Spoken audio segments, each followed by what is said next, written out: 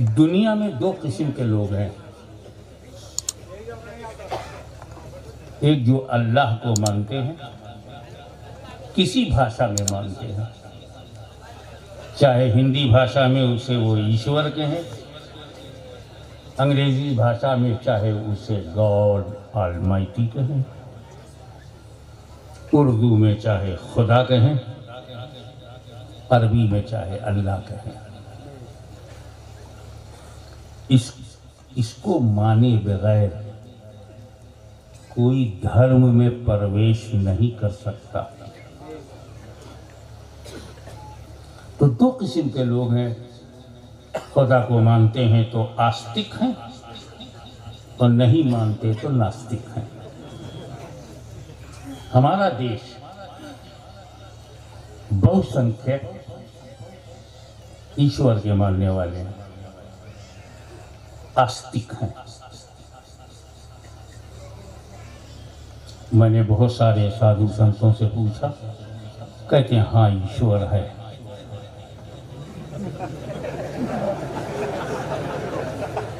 मैंने सिख धर्म के प्रचारक से पूछा, कहा गुरु तो हमारे नानक हैं मगर ईश्वर है। और मुसलमान तो 1400 साल से कह रहा है खुदा है।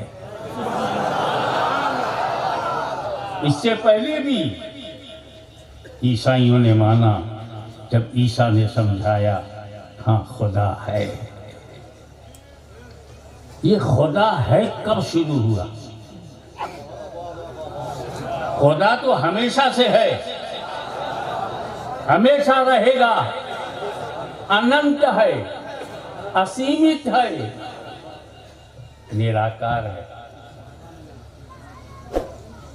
इसीलिए जो आकार होते हैं वो खुदा नहीं होते। बहुत समझदार हो यार।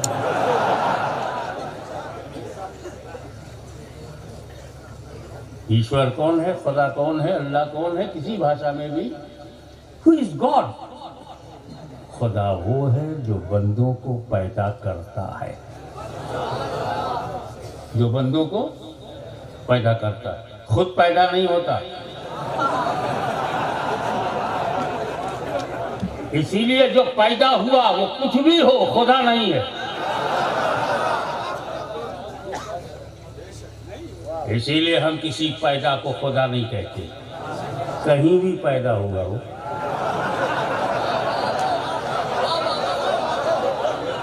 चाहे मक्के में पैदा हो, चाहे मदीने में पैदा हो, चाहे काशी में पैदा हो, चाहे मथुरा में पैदा हो, चाहे अयोध्या में पैदा हो, पैदा है तो खुदा नहीं और खुदा है तो पैदा नहीं। हमें जमीन के लिए अपना दीन क्यों छोड़ रहे हो?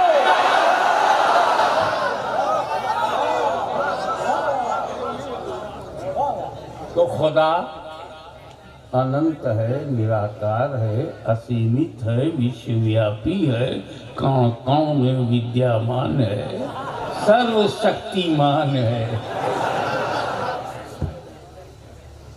और अदृश्य है। जब आदम अलैहिस्सलाम आए तब आवाज आई अल्लाह है। जमीन पर सबसे पहले जिसने कहा अल्लाह है वो उम्मती नहीं है, नबी है।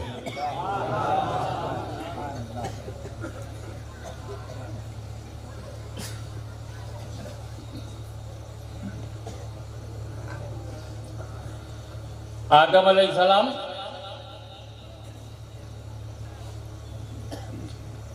और उनकी बीवी माई हव्वा, हम सबकी दादी। आदम अलैहिस्सलाम हम सबके दादा, सबके दादा।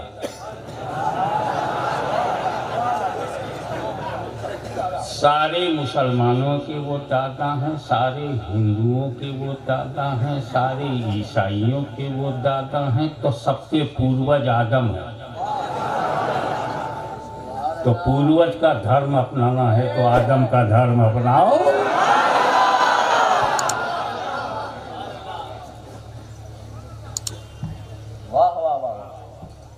और सुनो, धरती पे नहाते तो अकेले मियाँ बीवी रहते, और जन्नत गुजरात से बड़ी है, भारत से भी बड़ी है, अमेरिका से बहुत बड़ी है, पूरे विश्व से, पूरे ब्रह्मांड से जन्नत बड़ी है। ताकि अगर गुजरात में कोई ना हो तो मियाँ बीवी रह पाओगे?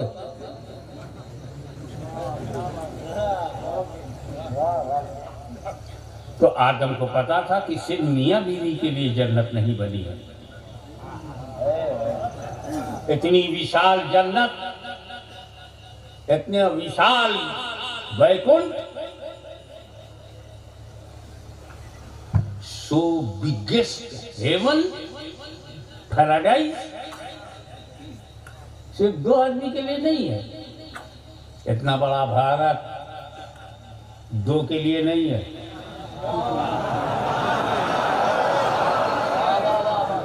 एक गदर मचा, एक सदर बन गया। दो के लिए कोई इतना बड़ा भारत, यूपी है, दो के लिए नहीं है, बिहार दो के लिए नहीं, गुजरात दो के लिए। जन्नत कैसे दो के लिए होगी? मगर जन्नत जन्नत है। बादशाह से भी ज्यादा मजा जन्नत में, मंत्रिमंडल से भी ज्यादा मजा जन्नत में। कोई छोड़ के निकलेगा? थोड़ा सा मजा मंत्रिमंडल में है तो छोड़ना मुश्किल, थोड़ा सा मजा व्यापार में है तो छोड़ना मुश्किल, और जन्नत का मजा छोड़ के आदम आए धरती पर। ये खता है या बलिदान है? ये गलती है या कुर्बानी है? बनाया खुदा ने, धरती पर आए। तो भारत के निवासियों, सारी जिंदगी खुदा का शुक्र अदा करो। पहले तो मैं आपको बता दूं कि हिंदुस्तान जो है तो पहले कहां तक था, कट पिट के कहां तक रह गया। पूरा अफगानिस्तान, पूरा पाकिस्तान, पूरा बांग्लादेश, पूरा नेपाल, पूरा बर्मा, जिसका आजकल नया नाम है म्यांमार,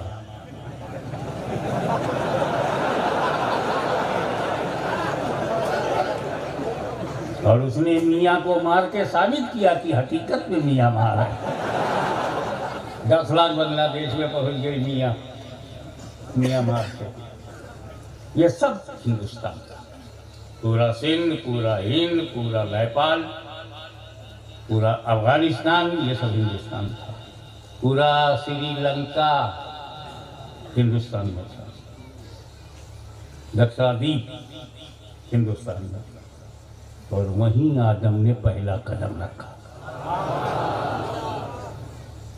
आदम अलैहिस्सलाम का पहला कदम भारत की धरती पर पड़ा। एक बात बताओ, मैं किसी ऐसे जंगल में चला जाऊं जहां कोई मानव ना हो, कोई आदमी ना हो, सिर्फ पेड़ पौधे हो, झाड़ हो, जंगली पशु पक्षी हो, आदमी ना हो, तो जहां मैं कुटिया बना लूंगा, जहां मैं रह जाऊंगा, वो मेरा है ना। उस एरिया का मालिक मैं बनूंगा ना, जहां अकेला चला जाऊंगा, कोई है ही नहीं। तो आदम ने जब धरती पे कदम रखा तो कोई दूसरा आदमी था ही नहीं, और हिंदुस्तान में कदम रखकर उन्होंने बता दिया कि ये आदम की जागीर है और हम आदम की औलाद हैं। कान खोल के सुन लो, हम भारत में किराएदार नहीं, ये मेरे बाप की प्रॉपर्टी है।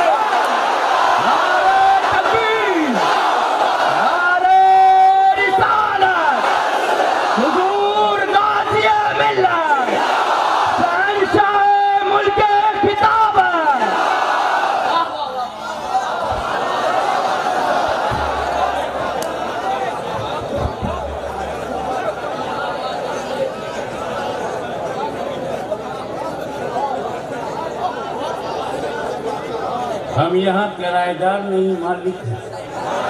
मालिक की औलाद मालिक होती है।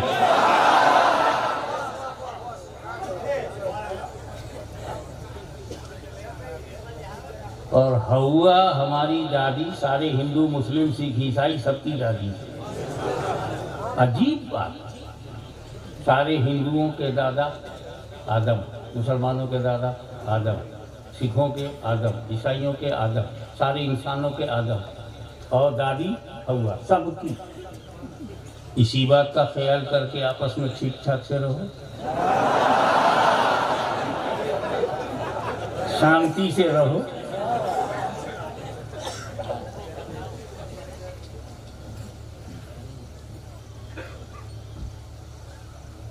और माँ का एहसान है,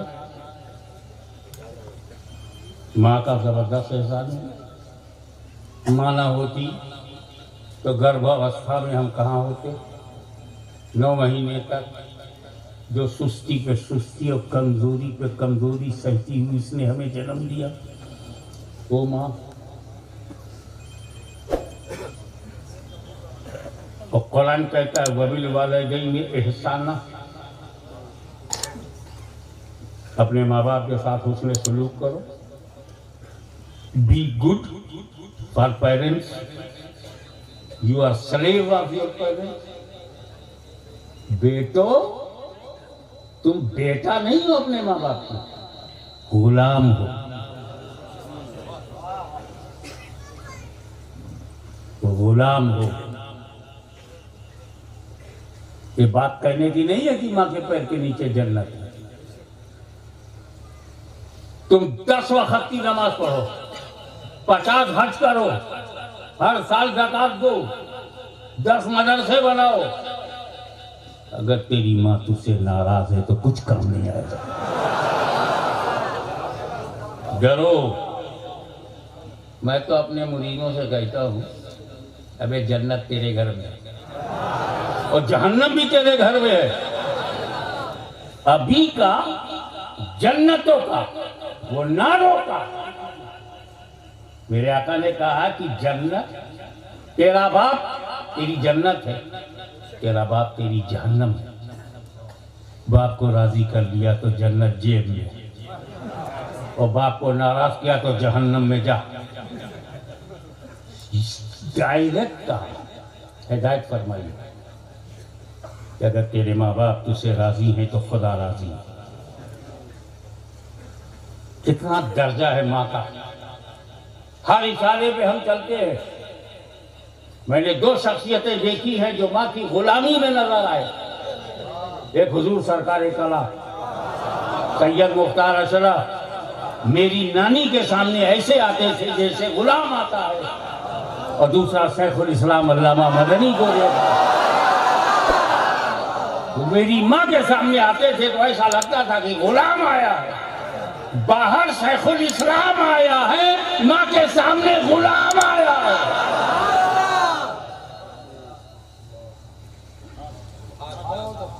तो जिसे हम माँ कहते हैं बहुत सोच समझ कर कहते हैं, सबको हम अम्मा नहीं कहते। हमारी एक ही माता है जिसके कोख से हमने जन्म लिया, और माँ उसे कहते हैं जिसका दूध पिया जाए, बेचा ना जाए।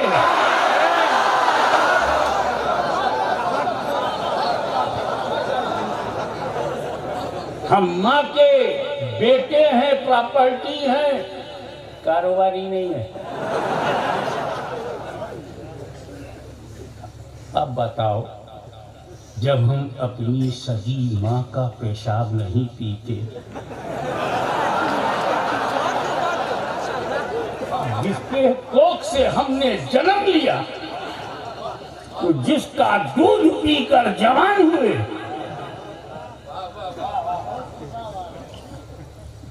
तो जिससे हमारा कोई रिश्ता नहीं, उसका क्यों पिए? बहरहाल तुम्हें जो अच्छा लगता है करो। हर आदमी को बीड़ी सिगरेट अच्छा नहीं लगता,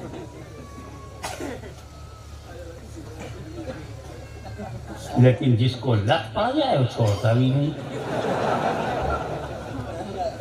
आपको यही लिक्विड पसंद है, पियो।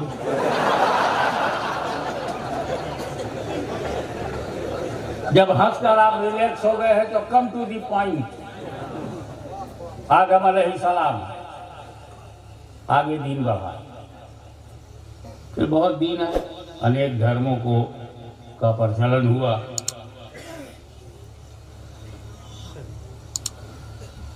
सबने कहा खुदा एक है। लेकिन जिस समुदाय के पास नबी नहीं है,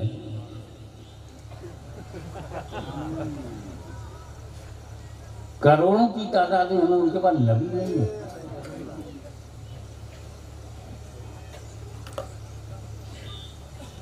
बहुत बना के रख दिया मगर नबी नहीं है।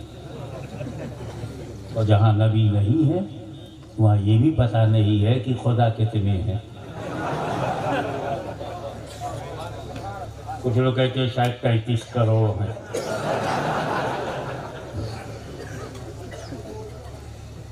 बहुत बड़ी बड़ी शख्सियतें पैदा हुई,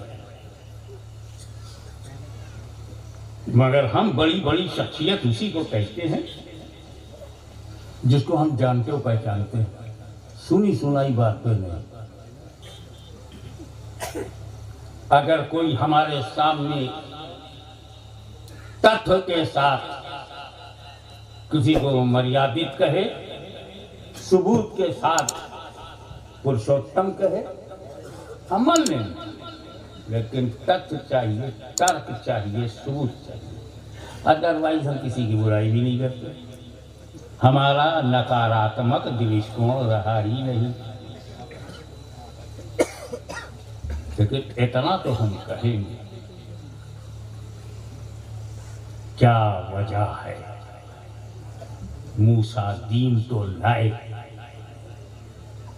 और उनके मानने वाले सहाबा ने फैलाया, औलाद का पता नहीं। ईसा मसीह अलैहिस्सलाम आए तो दीन मसीही फैला। उनके सहाबा ने भी ईसा मसीह के रिलीजियन को फैलाया। उन्होंने तो शादी ही नहीं की, औलाद का सवाल ही नहीं। अब पैगंबरों से हट के जरा और धर्मों को देखो,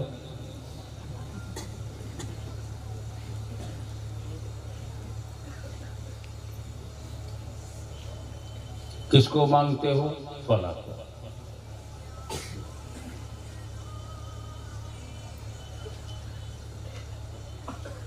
माता पिता के बड़े आज्ञाकारी हैं, उनको मानते हैं। अच्छा, औलाद तो कुछ पता नहीं।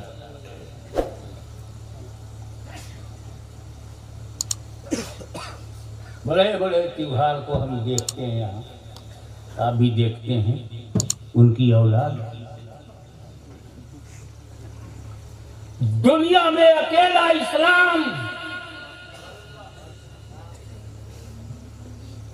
मोहम्मद सल्लल्लाहु अलैहि वसल्लम, he is alone in the history। उन्होंने जो दीन दिया वो सहाबा से भी पहला और औलाद से भी। ईसा, मूसा, इब्राहिम और दाऊद की ढूंढते रहोगे, इब्राहिम की औलाद तो है उसूल की वजह से।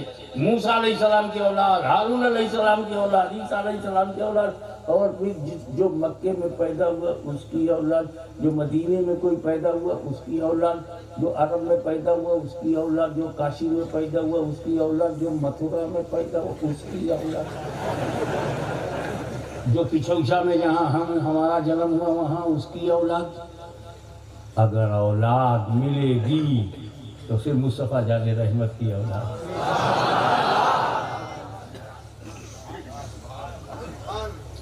क्या ये सच्चाई जानने के लिए काफी नहीं कि दुनिया में मोहम्मद अकेले हैं सल्लल्लाहु अलैहि वसल्लम, अकेले हैं जिनका दीन भी जिंदा है, जिनका खानदान भी जिंदा है।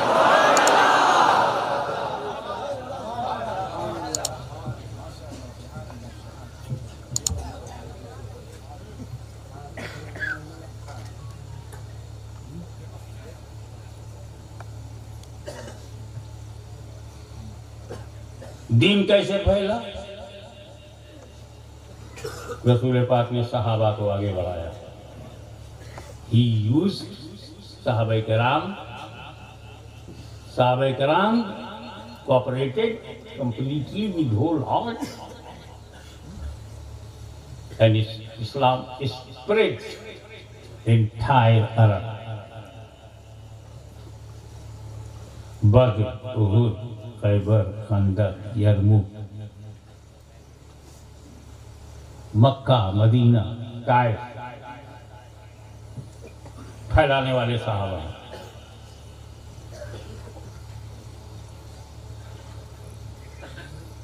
इसीलिए साहबा-ए-किराम के ताल्लुक से जिसका दिल खराब होगा वो इस्लाम फैलाने वालों का बागी होगा।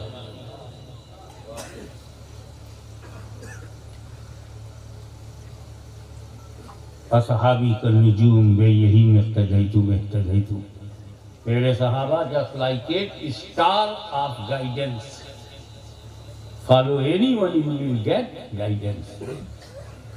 किसी की पैरवी करोगे हिदायत मिलेगी।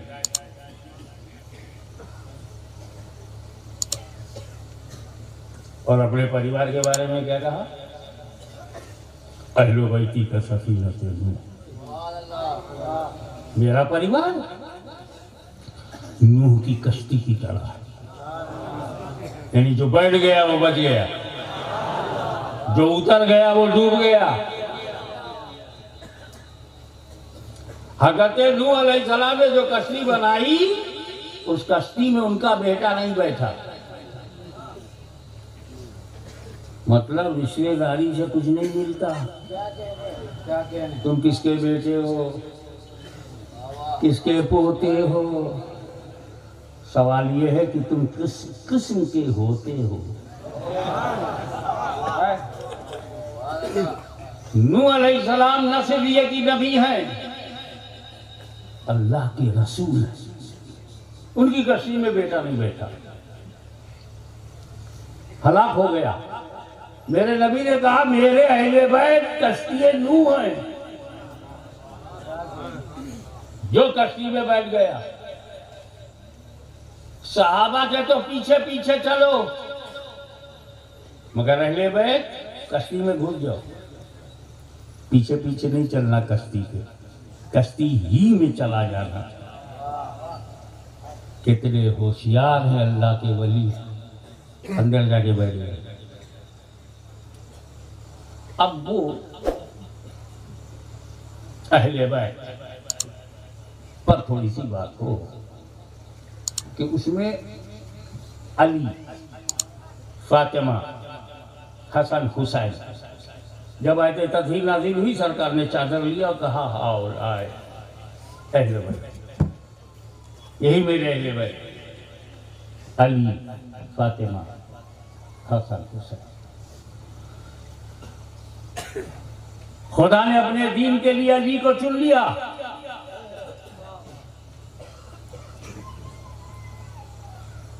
और नबी ने अपना दामाद बनाने के लिए चुन लिया। और नबी ने अली को अपना दामाद बनाने के लिए,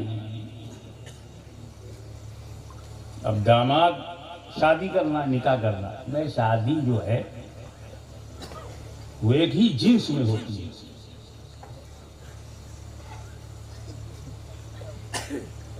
जिन्स यानी एक ही जात में होती है, एक ही कैटेगरी में होती है।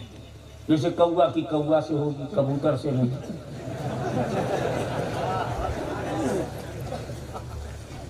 गधे का गधी से होगा, गधे का गधे से नहीं। पता नहीं कैसा कैसा कानून बन जाता, क्या फ्री स्टाइल है। हम छोड़ेंगे नहीं, हम राह दिखाने के लिए आए हैं, रास्ता बताने के लिए आए, शांति पूर्वक। No need to violate the law, कानून तोड़ने की जरूरत नहीं है, दिल जोड़ने की जरूरत है। हजरत फातिमा को क्या कहा रसूल पाक ने? ये मेरे जिस्म का टुकड़ा है, Fatima part of my body, और ये क्या है कि हुजूर नूर है, और जब पार्ट ऑफ बॉडी फातिमा है तो वो भी नूर है। अब नूर की शादी नूर ही से हो, क्या कहने, एक जिन्स में हो। चुन लिया था तो साथ में रख लिया सिद्दीक अकबर को, मेरे साथ चलो, मक्के से मदीना मेरे साथ चलो, हिजरत में मेरे साथ चलो। और अली से क्या कहा, मेरे बिस्तर पर सो जाओ, मेरे बिस्तर पर। मैटर बिस्तर का है, शादी बिस्तर के लिए होती है। हमारी बीवी हमारी लाइफ पार्टनर नहीं, बेड पार्टनर है। बिस्तर की जरूरत, अपने बिस्तर पर लेटा के कहा, मेरी नूरी चादर ओढ़ लो। रात भर मौला अली नबी के बिस्तर पर नबी की नूरानी चादर को ओढ़कर जब सुबह उठे तो अबू तालिब का रंग उड़ गया और नबी के नूर का रंग चढ़ गया। नारे तकबीर, नारे रिसालत, नारे हैदरी। जनाबे अबू तालिब का रंग उड़ गया, नबी के नूर का रंग चढ़ गया। जब लेटे थे तो आला बशरियत का नमूना थे, और सुबह जब उठे तो नूरानियत कामिला का पैकर बन गए। अब जब अली भी बन गए नूर और फातिमा भी है नूर, तो नूर को नूर से मिला दिया गया। तभी तो हसन जैसा नूर और हुसैन जैसा नूर पैदा हुआ।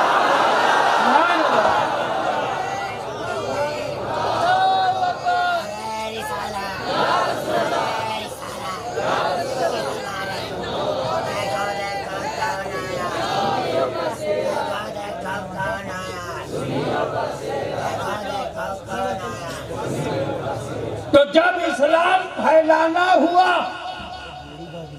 तो सहाबाए कराम को आगे बढ़ाया गया, और जब इस्लाम बचाना हुआ तो रसूल ने अपने परिवार को आगे बढ़ाया। अगर बद्र उहद खैबर और खंदक में कोई अहले बैत नहीं दिख रहा है, हसन हुसैन बहुत छोटे थे, उस वक्त शायद पैदा भी नहीं हुए थे, लेकिन जब करबला में हुसैन गए तो उनके साथ कोई सहाबी नहीं दिख रहा है। बता दिया गया, फैलाने का काम सहाबा का है, बचाने का काम अहले बैत का है।